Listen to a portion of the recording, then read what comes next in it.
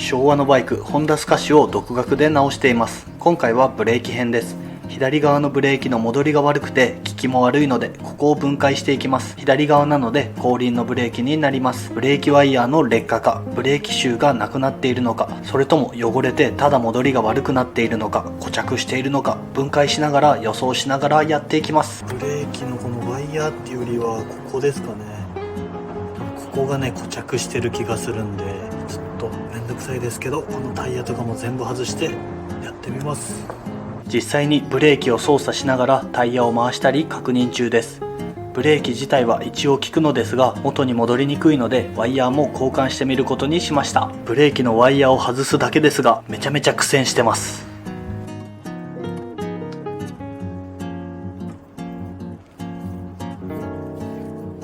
ハンドル部分からここまでワイヤーが伸びていて、このネジでブレーキの強度調整もできます。先ほどのハンドルとこの部分を外せばブレーキのワイヤーも簡単に取れます。ワイヤーを固定する用のボルトみたいなのも入ってるので、なくさないように取りました。そしてワイヤーを外してみると、ブレーキの部分がすごくスムーズに動いたので、この部分が固着しているわけではなく、ただワイヤーが劣化してた説が濃厚になってきました。なのでまずはブレーキワイヤーを新品に交換して確認してみます。バイク DIY は何個か予想して消去法で探していくのが主流らしいので、動画を見ながら独学で頑張ってます。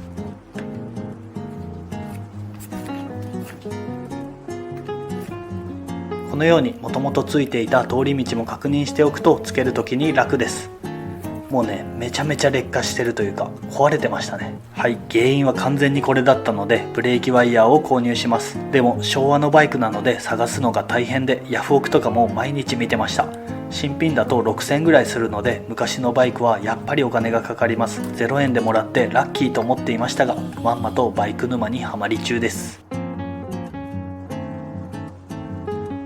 本当はカウルとかも外してやればいいのですが、楽をしようとしていつも後悔します。はい、今回も分解せずにワイヤーの交換をしようとしています。なので元々のワイヤーと新品のワイヤーをテープで貼り、そのまま引っ張る大作戦です。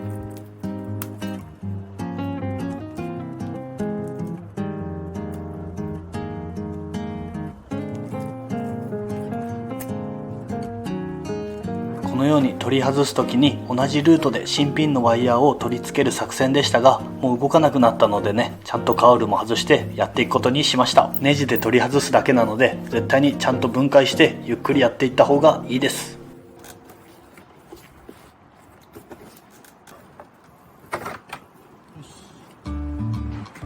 やっぱりこの部分で止まっていたみたいです。バイク DIY は人生も学べます。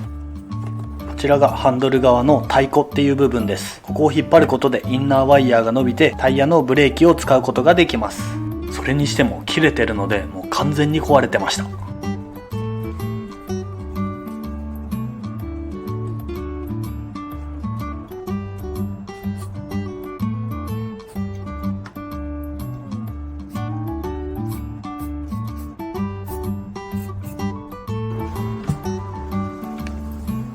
ではここから新しいワイヤーを取り付けていきます。先端の円柱になっている太鼓という部分をここに引っ掛けて引っ張って固定する感じです。この錆びてる部分の金具みたいなのを取り外さずにやっているので、もうめちゃめちゃやりにくいです。はい、力ずくでやっているので、もうバイク経験者の方はわかると思いますが、ぶっ壊します。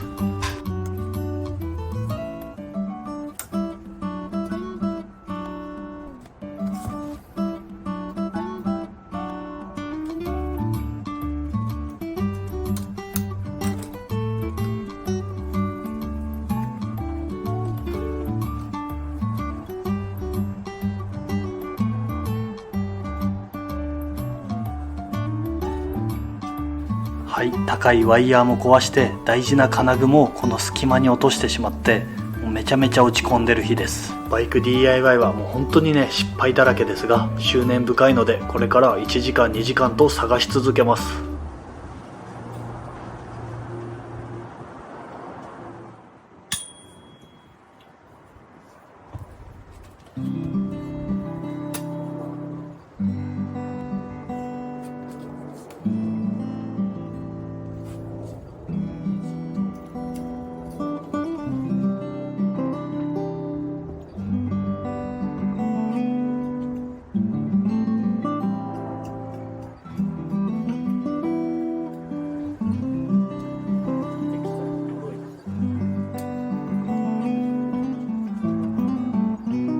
っとあったー、これです。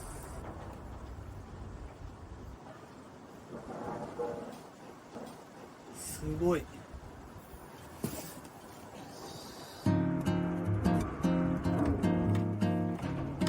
ブレーキワイヤー以外にもこのハンドル部分がグラグラでネジが中で割れている気がするので、このネジも取ってみます。上部分は動くんですけど下が動いてないので中で割れてるのかよくわかんないんですけど、もう無理やり取り外していきます。やっぱり昔のボロボロのバイクなので、もうねいろんな問題が出てきててんやわんやです。はい、無理やり取ろうとしたら割れました。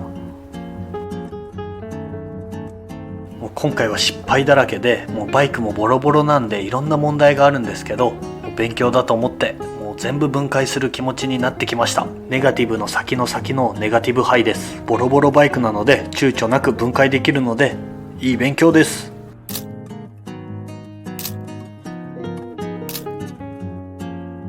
ヤフオクで左ハンドルが安く売られていたのでこちらを購入しました。なのでハンドルごと全部取り替えます。配線も取り外しができるのでこの部分を変えてハンドルに取り付けるだけです。あとは電気とか壊れてないように願うのみです。とりあえず分解して掃除しときます。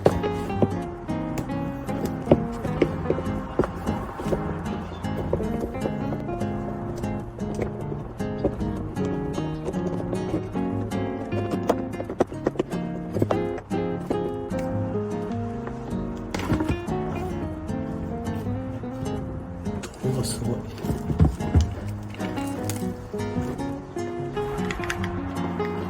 電気の配線は分岐で取り替えれるようになっているのでここを取り替えます。ちゃんとねコードの色とか間違えないように確認しながらやっていきます。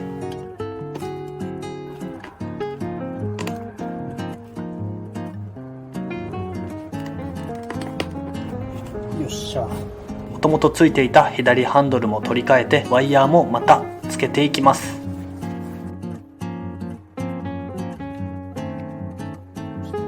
スイッチ類が心配なので接点復活剤もつけておきます。接触不良も直してくれるのでめちゃめちゃおすすめです。スプレーをかけたらスイッチを動かしてまんべんなく行き渡るようにやっていきます。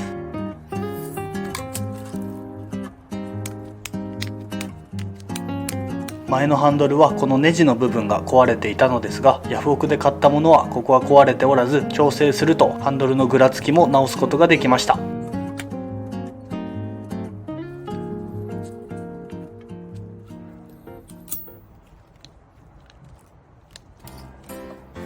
では最後に取り付けていきます。ブレーキワイヤーと電気の配線が2種類ついてるだけなのでそれを組み立てていきます。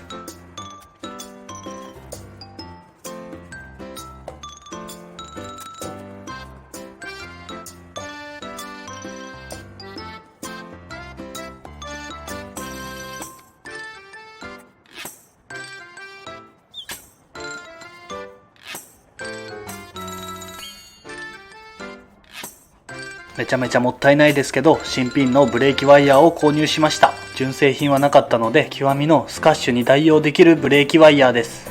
綺麗。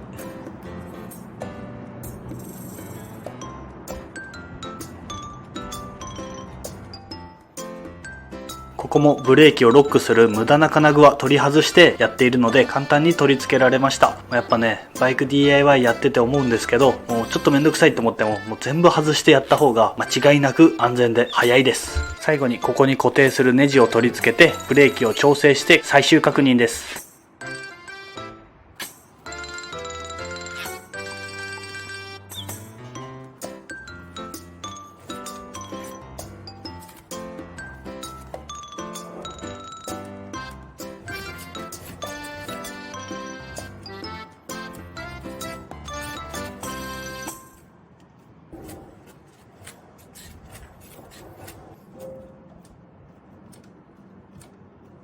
めちゃくちゃスムーズになりました。ワイヤーを変えただけですが、やっぱバイク DIY はね最高です。調整して締めすぎるとタイヤの周りが悪くなるので運転に問題ない程度には緩くしてしっかりブレーキが効く状態に調整しました。